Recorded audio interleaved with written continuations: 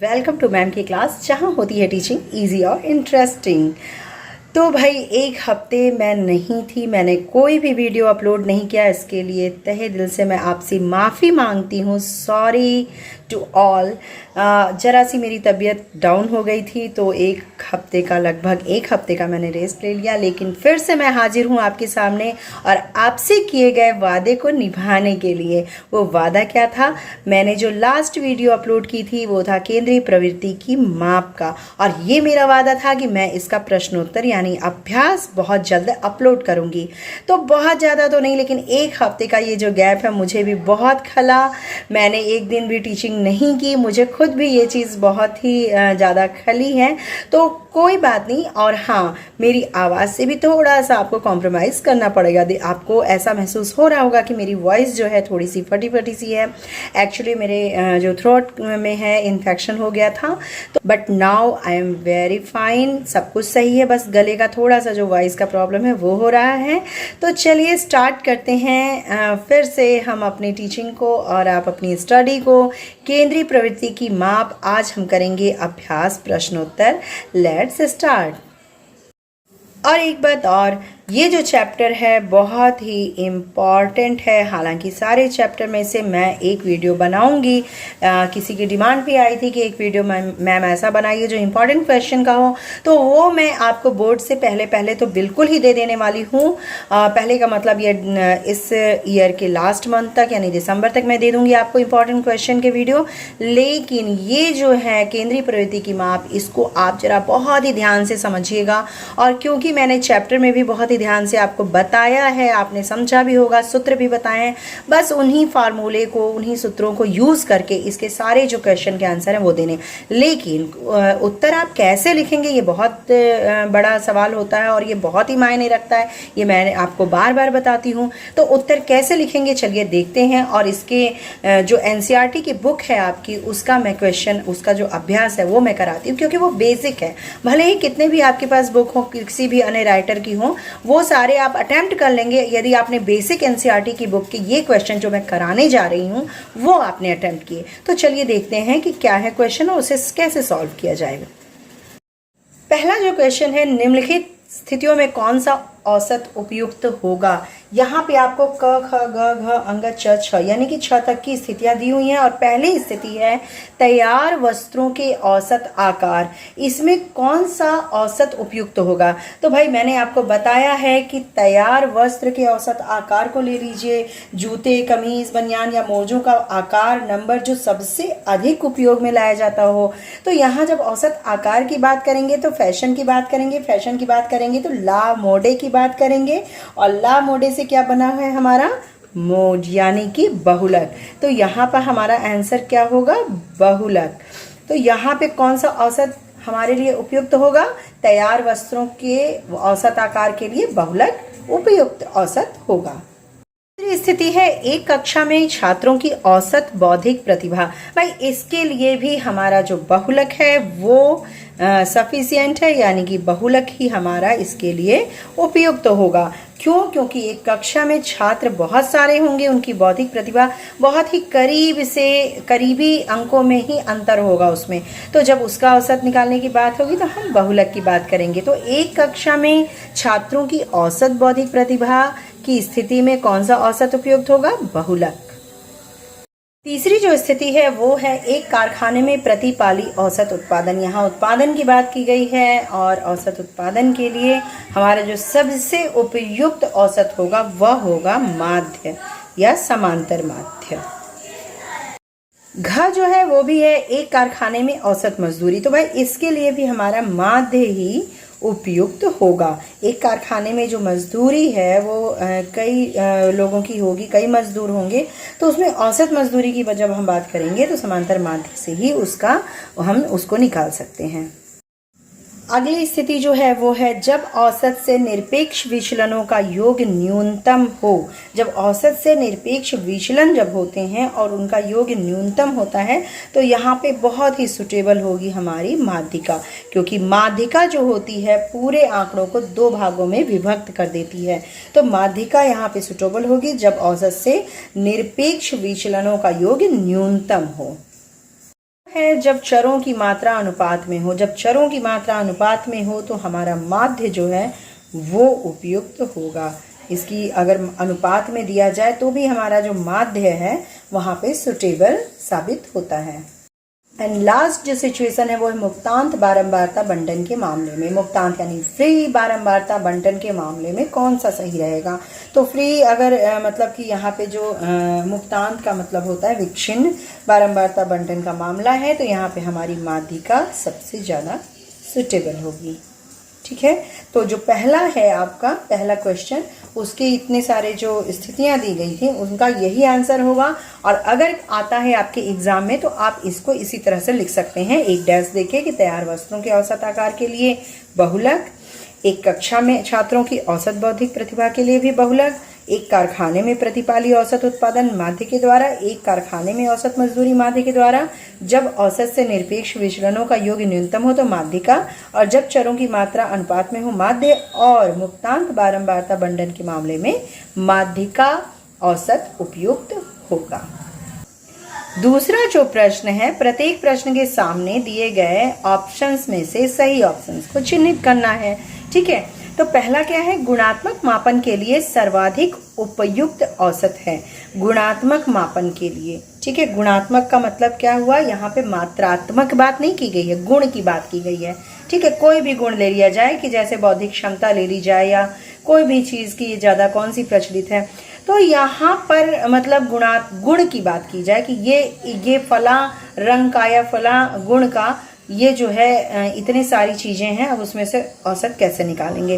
तो यहाँ पे सबसे ज्यादा जो उपयुक्त होगा वह होगा हमारी माध्यिका। ठीक, तो सही ऑप्शन हमारी माध्यिका होगी, ये गुणात्मक मापन के लिए सबसे उपयुक्त होती है। दूसरा जो है, चरम मदों की उपस्थिति से कौन सा औसत सर्वाधिक प्रभावित होता है? मतलब यह कि चरम मदों की उपस्थिति से कौन सा औसत सर्वाधिक प्रभावित होता है? तो इसमें समांतर माध्य होगा। ठीक है, चरम मद यानी कि ज्यादातर अगर उच्च मान के अगर मद हैं तो सबसे ज्यादा प्रभावित समांतर माध्य होता है। ठीक है, समांतर माध्य समांतर को करता है, समांतर जो आसपास आंकड़े होते हैं उसको मापता है, लेकिन जब चरम पद है यानी अलग से एकदम से उच्चतम मद है तो यहाँ पे समांतर माध्य प्रभावित होगा। तीसरा जो प्रश्न है, समांतर माध्य से मूल्यों के किसी समुच्चय के विचलन का बीजगणितीय योग है, तो इसका ग आंसर सही है। और देखिए नीचे आपके उत्तर दिया भी हुआ है हालांकि, लेकिन उत्तर के साथ साथ आप इसका थोड़ा सा समझ भी लीजिए कि समांतर माध्य से मूल्यों के जो समुच्चय होता है उसका विचलन होता है उसका पूरा का पूरा योग एक ही होता है। तीसरा जो क्वेश्चन है वो है, बताइए कि निम्नलिखित कथन सही है या गलत। पहला है, माध्यिका से मदों के विचलनों का योग शून्य होता है। माध्यिका से मदों के विचलन यानी कि माध्यिका अगर मध्य में है तो इस तरफ के बीच जो मद हैं और उसके बाईं और दाईं दोनों तरफ के जो मद हैं उनसे विचलन यानी कि जब उसका अंतर होता है तो उसका योग शून्य होता है, लेकिन ऐसा नहीं होता है, यह बिल्कुल ही गलत है। तो ये जो है हमारा पहला वो है गलत सिद्ध होता है। ठीक है, जो मदों के विचलनों का योग होता है वो शून्य नहीं होता, वो कुछ और हो सकता है लेकिन शून्य तो नहीं होता। दूसरा है, ख, श्रृंखलाओं की तुलना के लिए मात्र औसत ही पर्याप्त नहीं है। मतलब यह कि श्रृंखलाओं की तुलना करने के लिए औसत जैसे समांतर माध्य माध्यिका यही पर्याप्त है? नहीं है ना? तो यह बिल्कुल सही कथन है, औसत ही पर्याप्त नहीं है, और भी तरीके होते हैं। ठीक है, श्रृंखलाओं की तुलना के लिए मात्र औसत ही पर्याप्त नहीं होते, दूसरे भी होते हैं। ठीक, तो यहाँ पे यह सही सिद्ध होता है।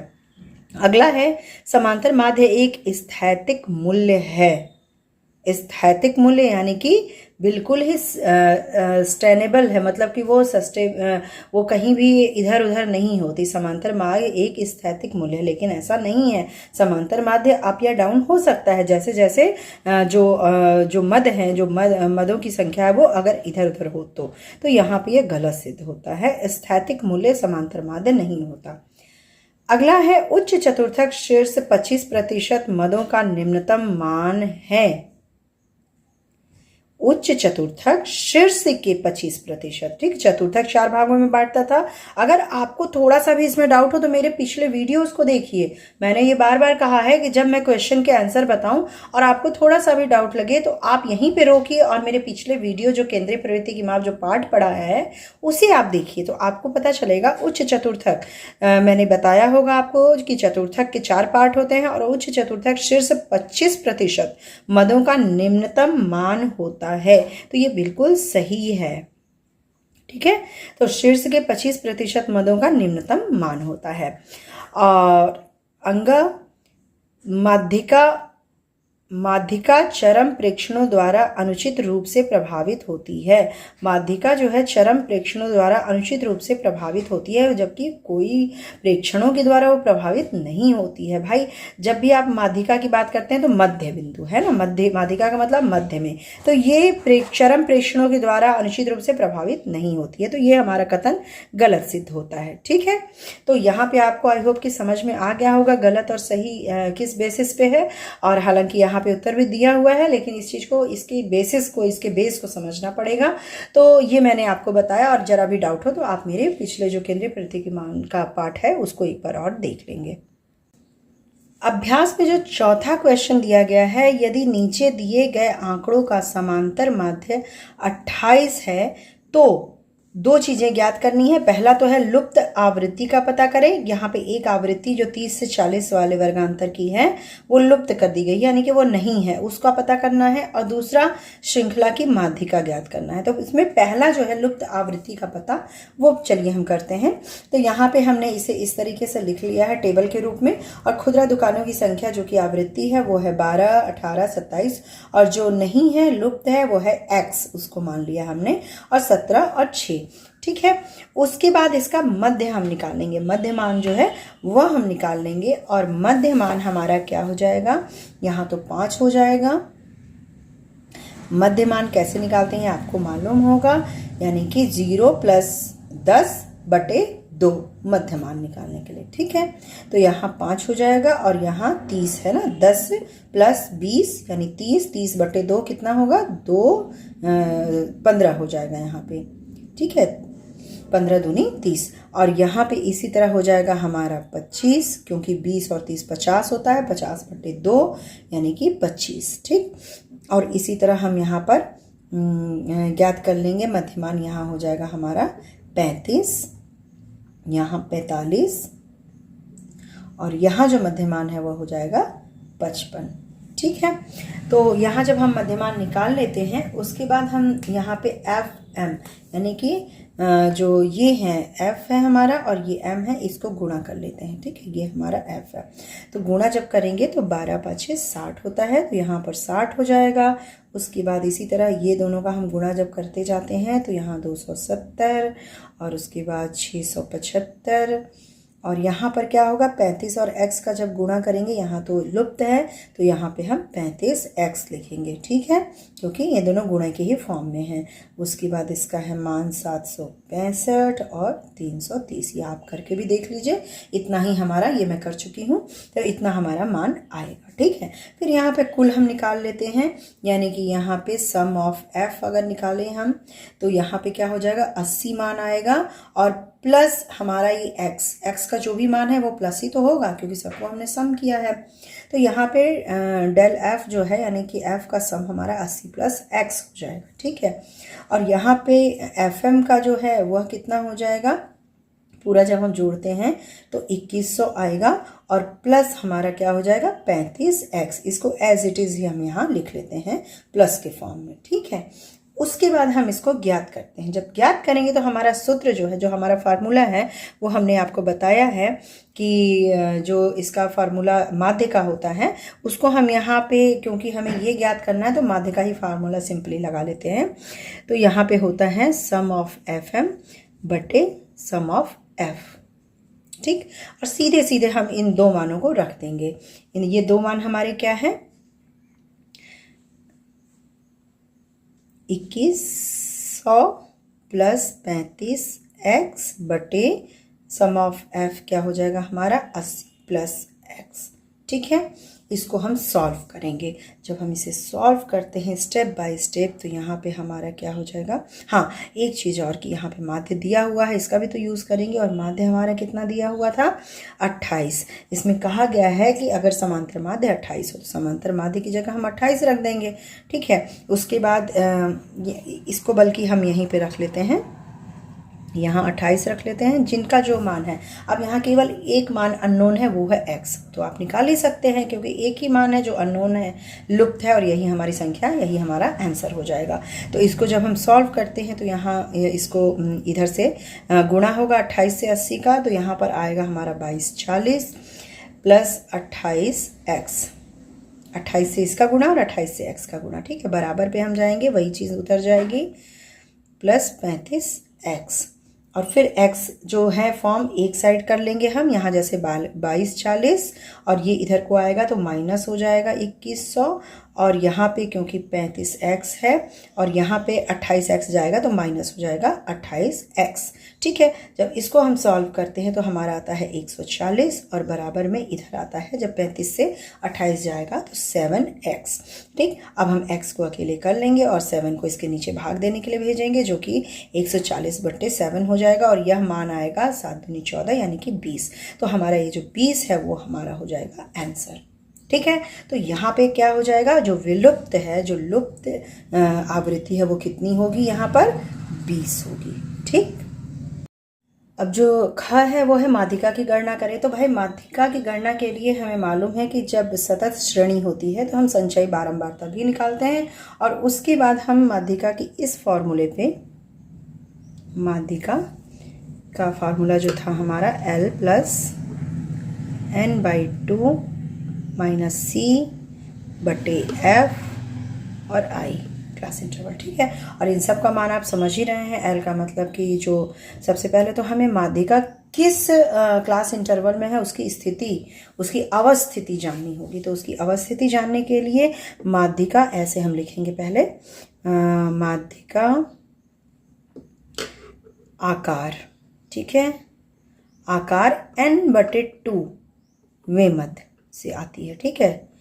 तो n/2 क्या है, n/2 यानी कि 100, यहाँ पे जब हम इसे जोड़ेंगे तो ये 100 आएगा, ठीक है, यही तो n होता है हमारा, ठीक। तो 100/2 यानी कि 50वें परिकलन पे आएगा। तो 50वां परिकलन यहाँ पे कहाँ होगा, जब 50वां परिकलन की बात हम करेंगे तो उससे पहले देखिए यहाँ पे हमने पहले बता दिया n/2 से करेंगे 50वें परिकलन। तो यही 50वां परिकलन क्या है, संचयी बारंबारता से खोजेंगे। तो सबसे पहले तो भैया चलो संचयी बारंबारता जो है वो ज्ञात कर लेते हैं। तो संचयी बारंबारता पहले की तो 12 हो गई, ये मैंने आपको सिखाया है कि संचयी बारंबारता कैसे निकालनी है। 12 हो गया क्योंकि इसके पहले 0 ही है, तो 12 18 कितना होगा, अब आगे आगे संचित होता जाएगा। 12 18 कितना हो जाएगा हमारा, वो हो जाएगा हमारा 30।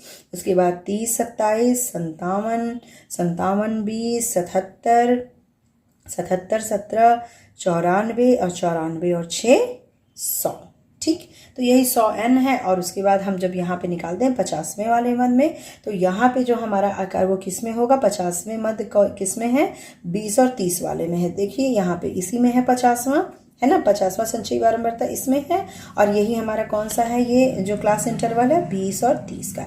अब हमें जो चाहिए वो मिल गया है 20 और 30 वाला क्लास इंटरवल। अब यहाँ हम माध्यिका की गणना करेंगे।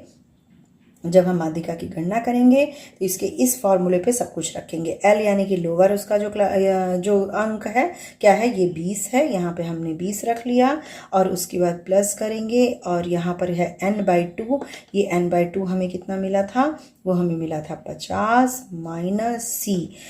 जो C है हमारा वो क्या हो जाएगा, एक डिजिट पहले का यानी कि 30 हो जाएगा हमारा, है ना।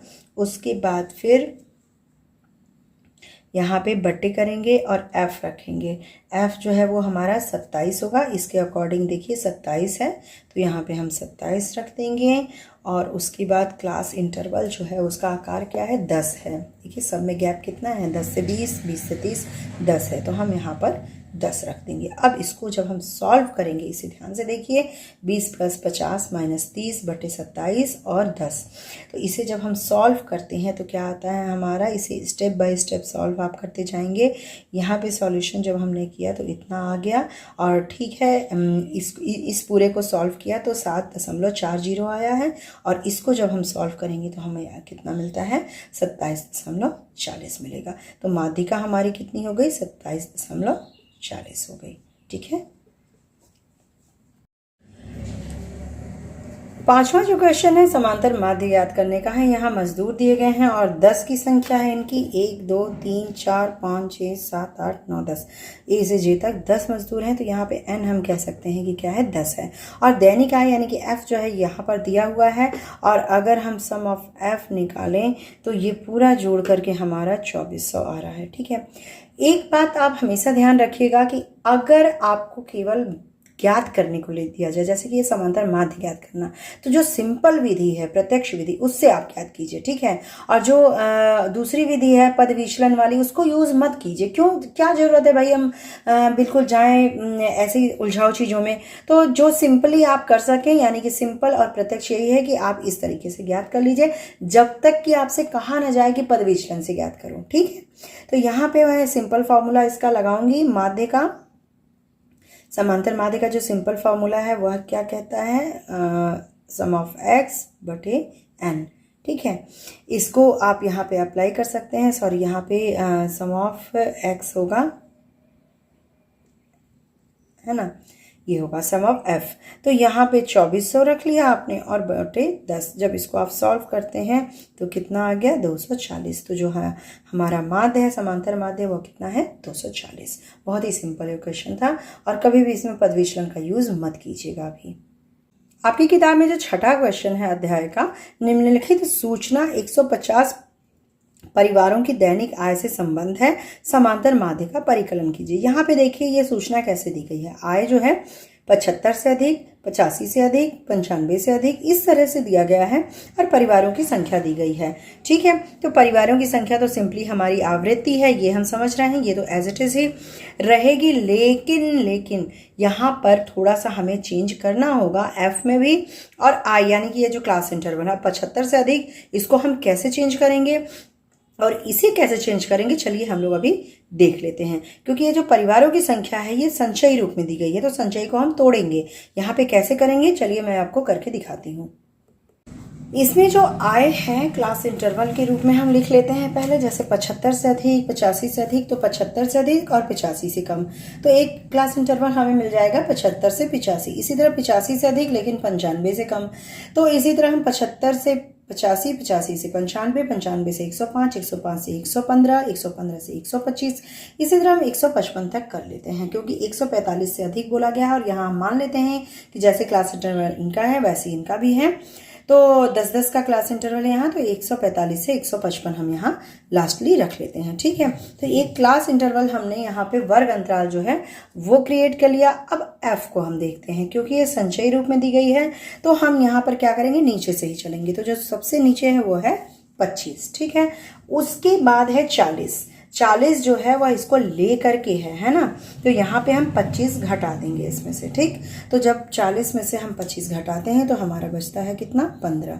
ठीक। उसके बाद फिर हम जो 60 है, अगला नीचे से आप देखिए 60 होगा, और 60 है और यहाँ 40 नीचे वाला, तो 60 में से 40 को घटा देंगे। इसी तरह पिछला वाला घटाते चलेंगे। तो जैसे ये संचयी रूप में दिया हुआ है, तो ये ठीक इसके मतलब घट के आ जाएगा आपके सामने इसका मान। तो यहाँ पे 20 हो जाएगा, और फिर यहाँ पर 10 हो जाएगा। 10 किस लिए होगा, हम 70 में से 60 घटा रहे हैं। आप अपनी बुक में देख सकते हैं कि एक ऊपर में 70 है, नीचे 60 है, तो घटा के यहाँ पे 10 हो जाएगा। उसके बाद 25 हो जाएगा, 20 हो जाएगा, 25 हो जाएगा, और लास्टली यहाँ पे 10 हो जाएगा। तो परिवारों की संख्या इस तरीके से है। ठीक।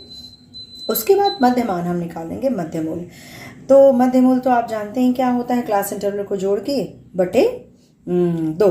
तो यहाँ पे मध्यमान जब आप निकालते हैं तो पहले का 80 आता है, उसके बाद 90 आता है, उसके बाद 100 आता है, 110। यहाँ पर इन दोनों को जोड़ के और बटे 2 जब हम करेंगे, आप जब सॉल्व करेंगे तो यही मान आएंगे, मैं निकाल चुकी हूँ। तो यहाँ पे 120, यहाँ पर 130, 140 और 150, ठीक है। तो यहाँ पे हमारा मध्यमूल भी आ गया और यहाँ पे हम क्या कर लेंगे, एफ एम, ठीक। ये जो मध्य मान है उसे एफ से हम गुणा कर लेंगे, सबका गुणा, जैसे 80 से 10 का गुणा करेंगे तो यहाँ पे आ जाएगा 800, 90 से 25 का गुणा करेंगे तो यहाँ पर आएगा 2250, इसी तरह 100 से 20 का गुणा करेंगे तो यहाँ आ जाएगा 2000। अगला जो मान है वो आएगा 2750, 1200, 130 से 20 का करेंगे तो 13 दूनी 26, यहाँ 2600, 2100 और 150 25 हो जाएगा हमारा 3750, ठीक। तो इतना हमने निकाल लिया। अब हम इसका सम भी निकाल लेंगे क्योंकि सूत्र हमारा क्या कहता है, यहाँ समांतर माध्य ज्ञात करने के लिए सम ऑफ एफ एम बटे सम ऑफ एफ, ठीक।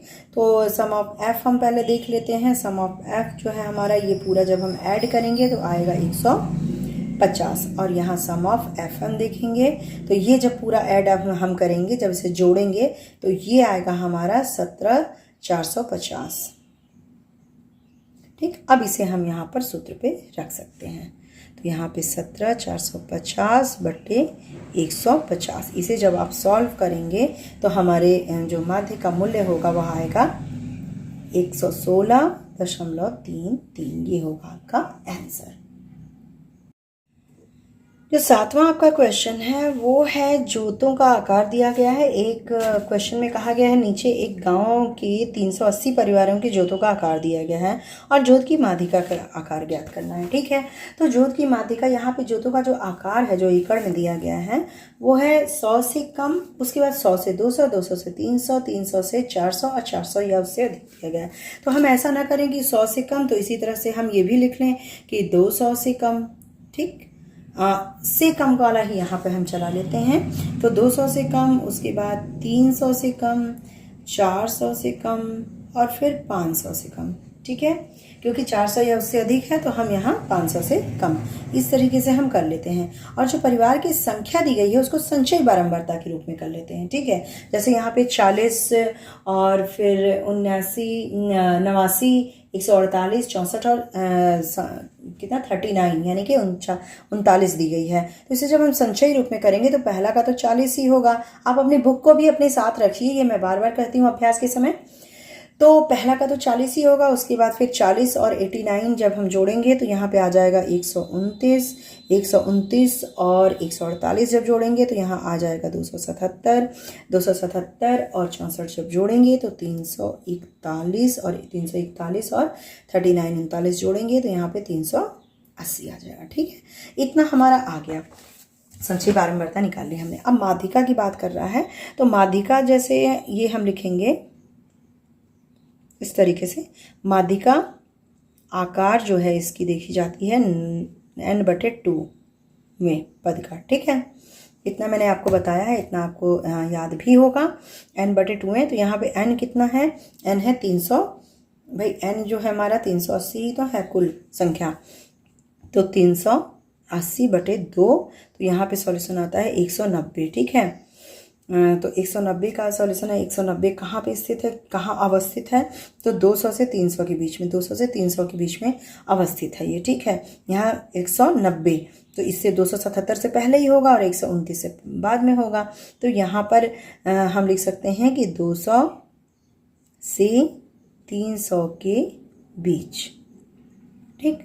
अब उसके बाद माध्यिका ज्ञात करने का सूत्र हम लिख लेते हैं। माध्यिका ज्ञात करने का जो सूत्र है वो होता है L + n/2 माइनस संचयी आवृत्ति बटे f और यहाँ क्लास इंटरवल का आकार।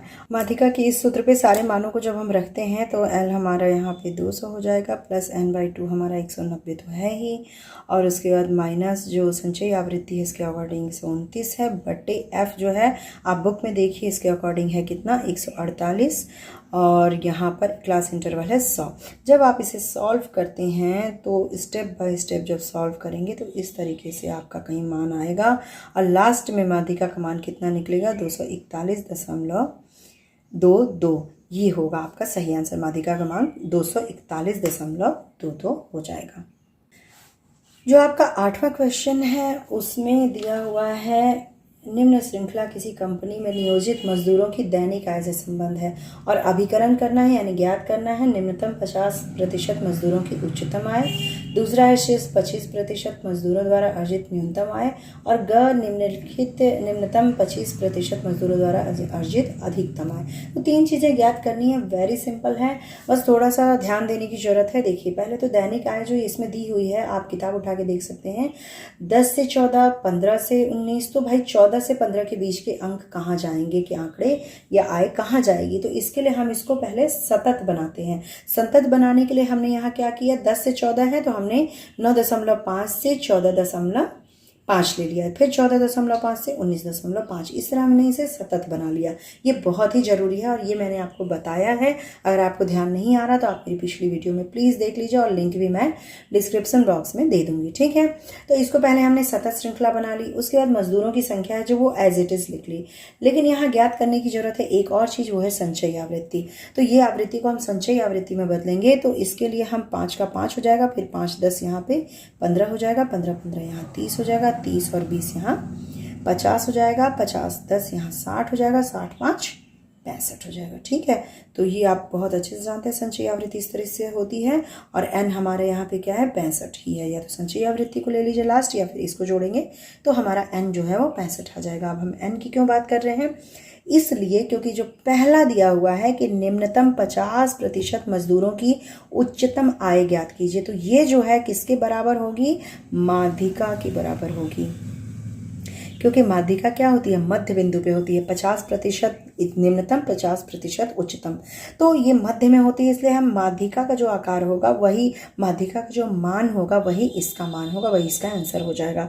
तो माध्यिका को ज्ञात करने के लिए हम क्या करते हैं कि आकार पहले ले लेते हैं, कि आकार n/2 में, ठीक है। तो यहाँ पे हमारा जो है n कितना है, 65 है बटे 2, तो यहाँ पे हमारा आ जाएगा 32.5वें मध्य, 5वें मध्य के बराबर होगा। तो 5वां मध्य जो है, अरे 32.5वें मध्य, तो 32.5 जो है वह किसके बीच में होगा, यहाँ से आप देख सकते हैं 30 है और यहाँ पे फिर 50, तो 30 तो यहीं तक है, उसका 50 तो यानी कि इसी में होगा। तो 24.5 से यानी कि इसका जो हमारा क्लास इंटरवल है वो कौन होगा, 24.5 से 29.5 का होगा, है ना, कि बीच में ही है ये, क्योंकि 32 वाला पद देखिए यहाँ 30 है, उसका 50 में ही निहित है हमारा 32.5, तो ये हमें क्लास इंटरवल यहाँ पे मिल जाता है। अब उसके बाद सूत्र हम यहाँ पे अप्लाई कर सकते हैं। तो सूत्र जो है वो माध्यिका का क्या है, L + n/2 + C बटे F और I, ठीक है, ये हमारा सूत्र है। अब हम सीधे सीधे इस पे रख देते हैं। L यानी कि लोअर अंक इसका जो होता है निम्नतम, यानी कि 24, यहाँ पे क्या हो जाएगा, ये 24.5 हो जाएगा, प्लस n/2 कितना आया था हमारा, 32.5 माइनस C हमारा क्या हो जाएगा यहाँ पर, यानी कि एक ठीक पहले वाली संचयी आवृत्ति 30 है, यहाँ पे देखिए 50 या 30 है, तो यहाँ पे ये हो जाएगी 30 बटे F हमारा कितना है, F हमारा है 20, इसके अकॉर्डिंग जो F है हमारा वो है 20, ठीक है। तो यहाँ पे हो जाएगा 20 और क्लास इंटरवल हमारा कितना है, 5-5 के अंतर पे है, ठीक है। इतना हम जब कर लेंगे तो यहाँ पे सॉल्व स्टेप बाय स्टेप करेंगे आप। तो यहाँ पे 24.5, इसको जब पूरा सॉल्व करते हैं तो ये आ जाएगा 0.62, ठीक है। और इसका मान निकलेगा, इन दोनों को जब जोड़ देंगे हम तो 25.12, यानी कि जो माध्यिका है ये हमारी निकल गई और माध्यिका का मान है 25.12। दूसरा जो ख पूछा है, शेष 25% मजदूरों द्वारा अर्जित न्यूनतम आय। तो 25% की जब हम बात करेंगे तो यहाँ पे हमारा ध्यान जाना चाहिए चतुर्थक पे, ठीक है। और इसको ज्ञात करने के लिए उच्च चतुर्थक ज्ञात करना होगा, यानी कि इसको ज्ञात अगर हमें करना है तो हमें उच्च चतुर्थक ज्ञात करना होगा। उच्च चतुर्थक में क्या होता था, ये इसका सूत्र क्या होता है वो मैंने आपको बताया हुआ है उस वाली पार्ट में। तो अर्जित न्यूनतम आय जो है ये उच्च चतुर्थक द्वारा ज्ञात होगी। तो यहाँ पे Q3 का मान जो होता था वो 3n/4 है ना, Q3 के ही हम ज्ञात करते थे उच्च चतुर्थक के लिए। तो Q3 जो था 3n/4 वे मध्य पे, इसकी जो अवस्थिति है वह 3n/4 में मद की होती थी, तो यहाँ पे 3 और n हमारा कितना है 65 है, बट्टे यहाँ पे 4 हम कर देंगे। तो यहाँ पे हमारा जो सॉल्यूशन है वो आ जाएगा, जो हमारा मान है वो आ जाएगा 48.75।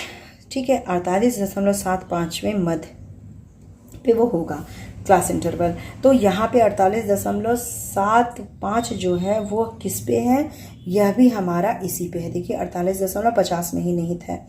ठीक, तो यहाँ पे हमारा जो Q3 का वर्ग जो है, Q3 का वर्ग क्या निकल के आया, वही है 24.5 से 29.5। ठीक है, ये निकल गया। फिर चतुर्थक को एक सतत श्रृंखला में दिए गए सूत्र द्वारा ज्ञात किया जा सकता है। कौन सा सूत्र द्वारा ज्ञात किया जा सकता है, यहाँ पे हमारा सूत्र है Q3 = L + 3n। यहाँ 3n हो जाता है, Q3 हम ज्ञात कर रहे हैं तो यहाँ पे 3n/4 - C/F और ब्रैकेट में I। ठीक है, ये सूत्र पे बस सारी चीज़ें आप रख दीजिए।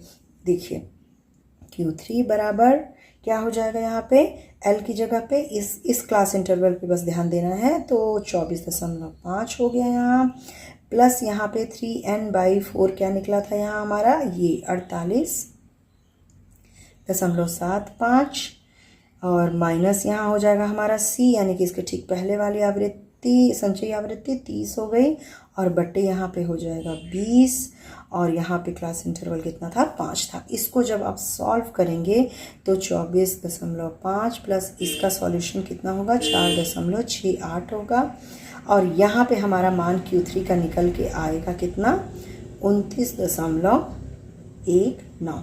ये हमारा हो जाएगा शेष 25% मजदूरों द्वारा अर्जित न्यूनतम आय कितनी होगी 29.19।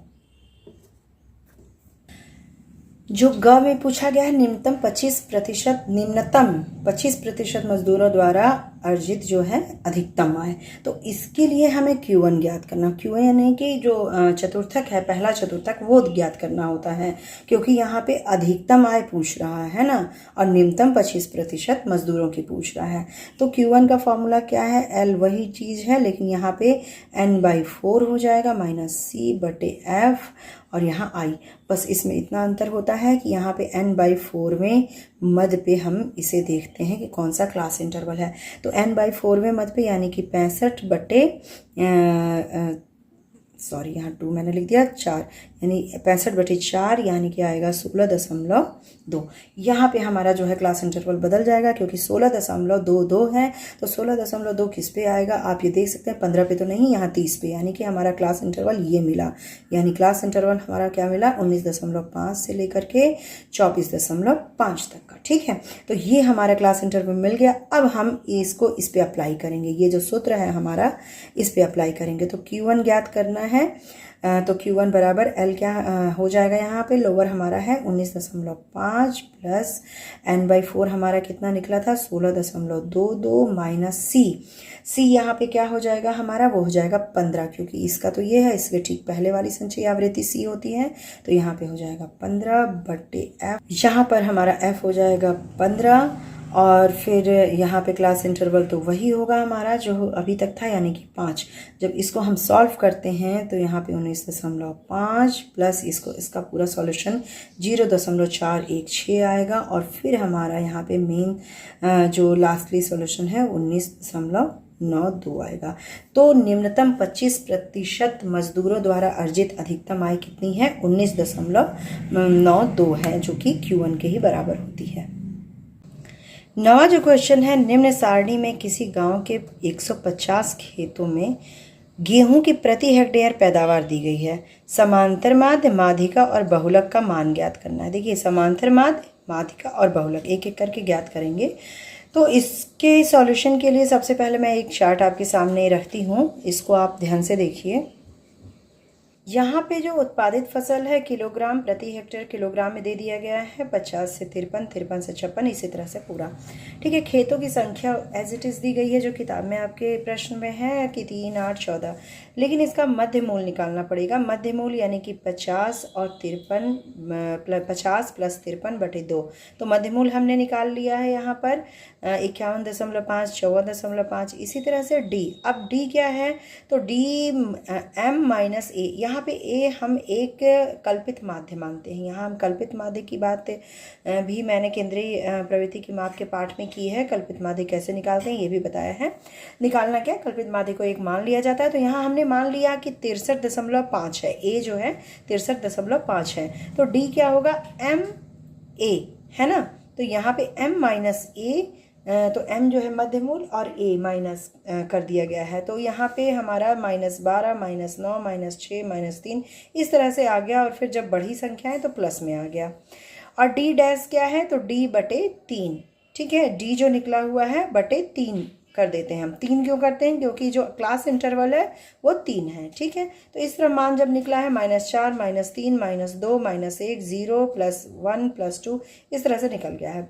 आवृत्ति जो है d यहाँ पे -12, -24, -28 इस तरह से आवृत्ति d की जो है वो निकली है। यहाँ पे आवृत्ति निकालने के बाद संचयी बारंबारता 3, 11, 25 ये हम ज्ञात कर लेते हैं भाई। 3, 8, 11 हुआ, और फिर 11, 14, 25 हुआ। इस तरह से संचयी बारंबारता हम ज्ञात कर लिए। तो पूरा एक ये फुल चार्ट हमने तैयार किया है। क्यों, क्योंकि हमें माध्य ही नहीं ज्ञात करना, माध्यिका और बहुलक भी ज्ञात करना, ठीक है। अब बात करते हैं माध्य की।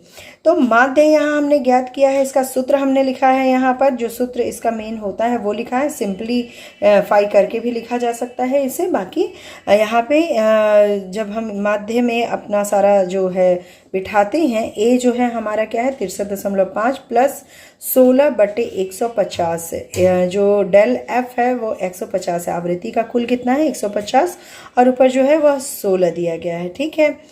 तो 16 क्योंकि यहाँ पे जो आवृत्ति डी की है, डी डैश की आवृत्ति है वो है 16, उसके आप चार्ट में देख सकते हैं। उसके बाद इसको जब सॉल्व किया तो यहाँ पे 63.82 आ गया, ठीक है। ये माध्य का मान होगा। अब माध्यिका ज्ञात करने के लिए वही चीज़ हमें ज्ञात करनी पड़ेगी, आकार n/2 में मध्य का।